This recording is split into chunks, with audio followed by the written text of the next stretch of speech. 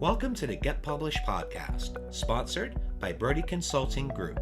To get more information about our coaching, publishing, executive ghostwriting, and podcast production services, go to getpublishedpodcast.com. Hello, I am Paul Brodie, and thank you for joining us for another episode of the Get Published podcast, where we help authors get published with a proven system that works. Today, we're being joined by Devin Mooneyham, who is currently writing her first book and is also the VP of Operations for Brodie Consulting Group and her imprint BCG Publishing. Devin, welcome to the show. Thank you. I'm excited to be a guest. Well, and it's a special episode. This is actually episode number 300. So this is our 300 episodes since starting this journey about a year ago. So you ready to get into it? Yeah, let's do it. All right, question number 1. What is the one piece of advice that you would give to a first-time author who is currently writing their book? You have to find a routine, a groove, something that works for you, and you just have to stick to it. Because I found that if I sit down and I play the same music and I have the same, environment and the same routine, it's like I'm almost getting my brain ready to go, and it knows, it kind of goes on autopilot, and it knows it's time to get down to business and it's time to write. And then the second part of that is do not second guess yourself. I'm about halfway through my first book, and there have been days where I sit there and I think to myself, oh my goodness, people are going to read this. People are going to know my story. People are going to know more about me. And honestly, it's just self-doubt and negative self-talk, and you can't let it get to you, because there's one person out there that needs to hear your story. So whenever you're writing and you're sitting down and you have any kind of doubts or second guess yourself, think of that one person whose life you could be changing. So this is giving me flashbacks to around 4 years ago. So yeah, when we were editing your very first book. Yep, I had the same thing. I had that book, and it was funny. I've gotten a little nostalgic today in particular. We had one of our Marketing 101 events earlier in the day, and I was actually sharing that story about my health crisis that I had 8 years ago, and it was this month that it happened, and you know the story well, that, it was basically a mess, 340 pounds, type 2 diabetes, high blood pressure, and doctor said I'm dead in 5 years if I don't change my life. And it was a huge awakening. Lost a ton of weight, kept the weight off, but then I had this idea for this freaking book that was stuck in my head for 4 years. Finally get my thumb off my rear end, get the bloody thing done, and then I reached out to you going, hey, anyone who does editing? And you're like, yeah, me. And 14 books later and 4 years later, here we are. I know, it's insane. And it's been such a credible journey watching the whole process evolve that I can't even get nervous anymore when I'm writing my book. It's part of the process, but I look at what happened just from you having the courage to step forward and do that one book, and it keeps me grounded. Yeah, the main thing is, as you mentioned, everyone has a story to share. And, I always have the two big mantras, right? One is done is better than perfect. And the other one is don't be afraid to take the plunge. Because as Robert Kiyosaki said, right, we're all experts. All of us have something great to share. And we need to share that journey with the world. Absolutely. I could not agree more. Well, once you get the book written, then you got to go on to the other side. And that is, of course, about getting published. So what do you feel is the hardest part about getting published? I think for most people, the hardest part about getting published is that they don't know where to start because they don't know what their options are. So that's what I love about what we do, because most people, especially I would say, I'm in my late 20s and everything is evolving constantly. So if I wasn't already in this realm, I would have absolutely no idea where to start. And you kind of get that that paralyzation where you're overanalyzing everything and you don't know, you don't even want to take action because it's so overwhelming. So I feel like that's probably the biggest struggle for some people, and being able to provide a service like we do, where we just kind of take the guesswork out of everything. Like, you do the writing, you do what you are supposed to do best, and then we take it from there. Like, it's a beautiful system, and I'm just so glad that I'm a part of it. Well, I think you said the main word there, and that is system. We always talk about having a proven system that works, and it's not a gimmick, it's not a tagline, it's a spoiler. Because that's exactly what you have when you work with us or with another company, is that when you work with someone that has a system and knows what they're doing, it really does take the guesswork out of it.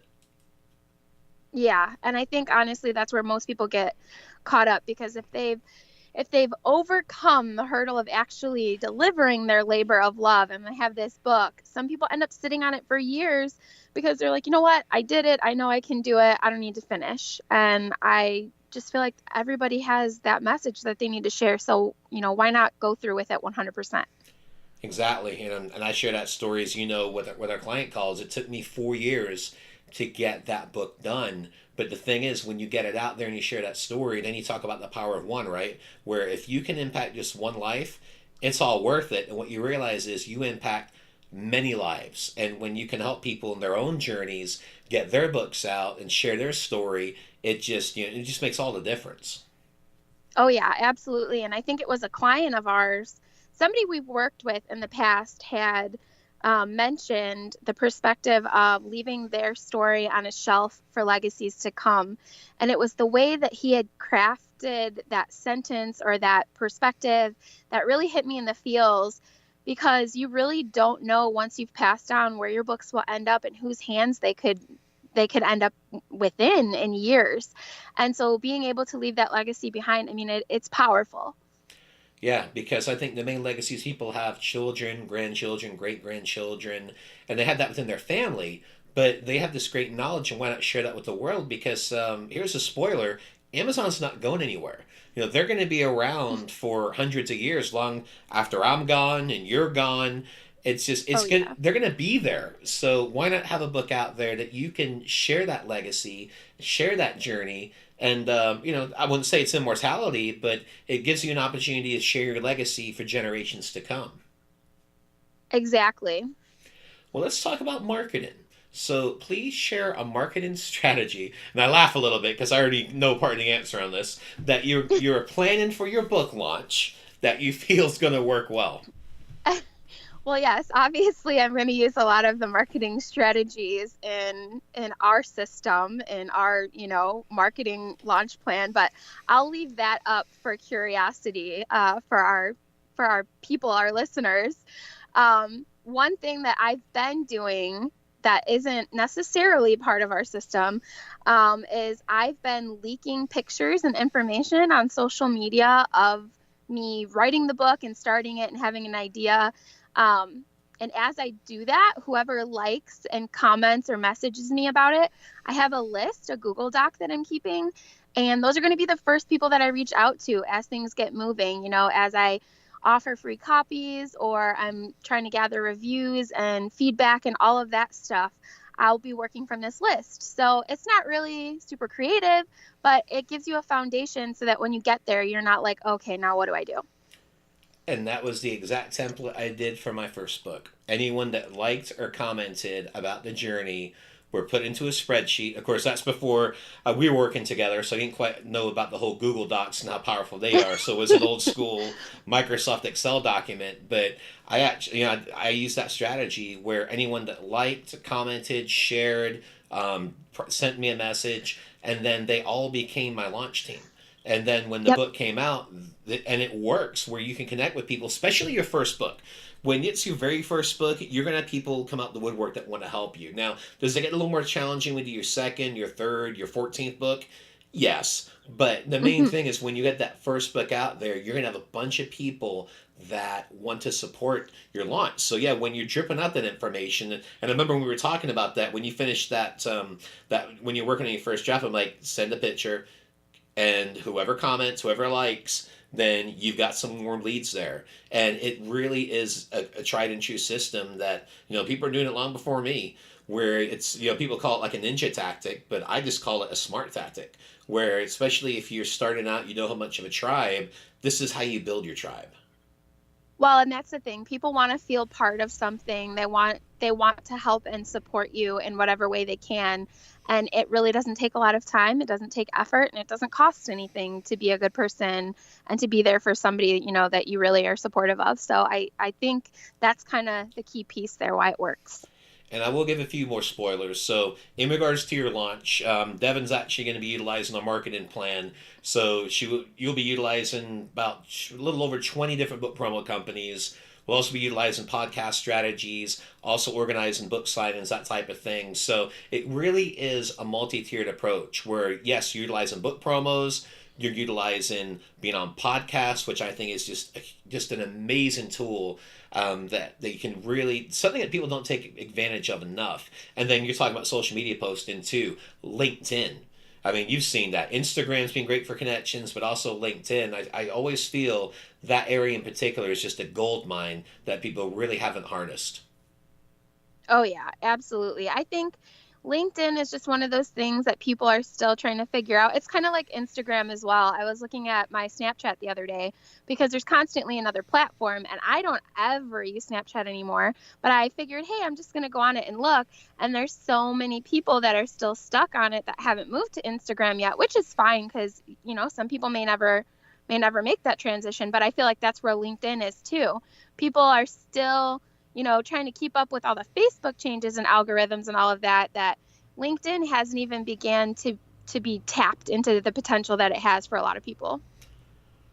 Yeah, and you mentioned Snapchat. I think I last used Snapchat in 2017 because I still haven't quite figured it out. And, let's face it, I'm in my 40s, not really my thing. But, Yeah. you've got me on the Instagram, you've got me on the Facebook, the Twitter, and all that good stuff. And I know we use Buffer, which I've talked a lot about on the show, for it's like $15 a month, and you can do one post, and it goes everywhere. Yeah, Buffer's a godsend. I've been absolutely loving that in the business realm. Yeah, so I know we were talking about the theme for this was going to be, essentially sharing your story, and it's just kind of taken a little bit of a look behind the hood with our company too, and some of the different things. So, what's probably the biggest takeaway that you've gotten with the podcast over the past year? Because you're the one that coordinates all the interviews. You send out all the questions. You're the one that does the custom infographics and everything. What's probably the biggest takeaway that you've gotten from this journey so far? I think in regards to pretty much every aspect of our business, the podcast, the strategy sessions, everything that we've done, we are so lucky to meet the people that we do and have the conversations that we've had, because honestly, if it wasn't for social media and this business that you've built over the past 4 years, I wouldn't have learned these incredible stories or journeys. And people forget, like when you're chasing an end goal and when your business really isn't about truth and service like it is with us, you see numbers instead of people. And I've been lucky to hear their stories, to hear their whys, what makes them motivated and what gets them up in the morning and what keeps them going on the days that they don't want to do it anymore. And that has been the most rewarding part of it for me, because I'm at home, I'm having my second kid and I have a toddler and I'm working from home. So I don't get a lot of communication with adults as much as I used to. So being able to connect with these people in other countries and hear about how they've gotten started and their families and what's going on with them is truly rewarding at the end of the day. Like, that's what it's about, is building relationships with other humans. Well, and I think that's the key. And I was talking about this earlier at a marketing event. Was it's not about a sales pitch. It's not about a tagline. It is about building relationships with people, and also realizing you're not there to sell anything. You're there to connect and go, hey, how can we help you with this book? And you give them the opportunity to talk about their journey. And if there's a fit, awesome, we'll explore that. But if not, hey, we will give you some free resources and we'll send you on your way happy. And that's always been our philosophy, is, we want to see how we can help. And if we can help with them working with us, great. But if not, we're going to give them some resources and send them in the right direction. 100%. I can't even tell you how many people on strategy sessions I've talked to, and what they're looking for is just not something that we offer. But I always throw it out there. Hey, I can connect you with some people on LinkedIn. I can send you, to this website or in this direction, but I'm not going to pull you along just for the sake of Hmm. possibly getting you hooked somewhere down the line. It's just not what we do. Exactly. And then when I always say it's a no pitch session, I mean that's exactly what we do. We see how we can help, and that's it. And since we've taken that approach, it's just it's been a game changer because we've had the opportunity to work with clients across the world. When you've done strategy sessions, we've done them Australia, New Zealand, England, Canada, across the Hmm. US. And the cool thing is, we're doing this from the comfort of our homes, where we're doing this via Skype or we're doing this via the phone. And it really is amazing how technology has really taken that convergence together. Yeah, it's been amazing to be a part of this journey. Just I can't even say it enough. Well, let's get to the hard question, and that is what is your favorite book, and what was the number one thing that you learned from it? So I went back and forth with this for quite a bit because I am super enthusiastic about personal development. I've always been shamelessly addicted to it. But I would say the first book that truly changed everything for me and kind of put my foot through the door into that realm to begin with is The Alchemist. And if you don't know it, you need to read it because it's famous all around the world. It's been translated into 1,000 million different languages, probably. But the biggest takeaway is it really is your mindset. Like you have the power to control everything in your life if you just change your perspective. And that's always been, it's a constant theme in my life. No matter what I go through, I know at the end of the day, number one, there's people out there that can have it worse than I do. And number two, this is either the worst it's going to get, so you can only go up from here, or it's not that bad. So The Alchemist, I don't know. I just had epiphany after epiphany with that book, and I'm actually about to read it again because I've heard that it's very important to read powerful books at different stages in your life. And the other one that I'm going to read is You Can Heal Your Life by Louise Hay. I'm definitely more of the holistic, spiritual type person. So those two are my two favorites. Yeah, when you talk about The Alchemist, it reminds me a lot about the last lecture with Randy Powell, which is one of my all-time favorites. And one of the things that he talks about, it's not it's not the cards that you're dealt, it's how you play them. And I think Yep. that's really one of the main things is like you can only control so much, but what you can control, you got to maximize that.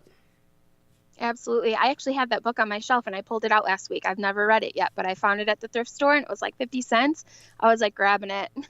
Well, and also go on YouTube and watch the university talk. He was a university lecturer, and he gave this. He had pancreatic cancer. He passed away a few years back, but he wanted to Mm, share this story about his life. It's like this is my last lecture, and it was sold out, and it's got hundreds of millions of views. But the last lecture, it's very powerful, and something I recommend to our listeners to definitely go on YouTube, check it out. It's one of the most inspirational things you'll ever see.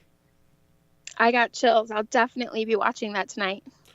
Well, for our final question, what is your favorite quote and why? My favorite quote goes off the theme that we were just talking about. It's by Theodore Roosevelt. I'm going to try really hard not to chop it up right now, but it's do what you can with what you have where you are. Because I feel like a lot of people are always looking forward and they don't take the tools that they have right now because they're like, if I just had this, if I could just get here, if I could just do that. Well, in the meantime, your life is passing you by. So look at what you do have. We have internet at our fingertips, you guys. Like we have cell phones and human beings that aren't, relationships with other people that aren't being leveraged. Like we have 1,000 tools and resources right at our fingers to make whatever future, whatever potential we have in us happen and manifest that. And people just don't take advantage of it enough. So, on my lowest of lows, in my hardest days, when I'm like, what can I do? Well, I can go on YouTube and I can watch something inspirational and I can listen to somebody's story and I can teach myself something. Like there is always something left to do. So that's always been my favorite quote, and it's followed me throughout life, and it always hits just as hard no matter what I'm going through. I think that's a great quote. I shared mine last week, and that is from Dummy Clement Stone, and that is what the mind of man can conceive and believe, it will achieve. And I've always felt that whatever you set your mind to, you can make it happen. I mean, what we've done here is proof positive of that. I mean, whatever you can set your mind to, you can accomplish. You just got to put the work in. Absolutely. And if you listen to any successful person's story, there's always some type of struggle. Nothing has ever been handed to anybody or given to them without some type of struggle. So keep that in mind when things get hard. Well, Devin, I want to thank you for being a guest on our 300th episode. What is the best way for people to find you online? I have a LinkedIn page, Devin Mooneyham, and that has my email addresses, all of my email addresses listed, and Instagram at Dev Mooneyham. Well, Devin, I want to thank you once again for being on the show, and thank you for everything you do for Brodie Consulting Group, for BCG Publishing, and for keeping my head straight. And I wish you all the best in your author journey ahead. Thank you. It was great being on the show today. You take care. Thanks again for joining us today. To learn more about how you can be featured in our brand new Get Published business book, go to getpublishedpodcast.com.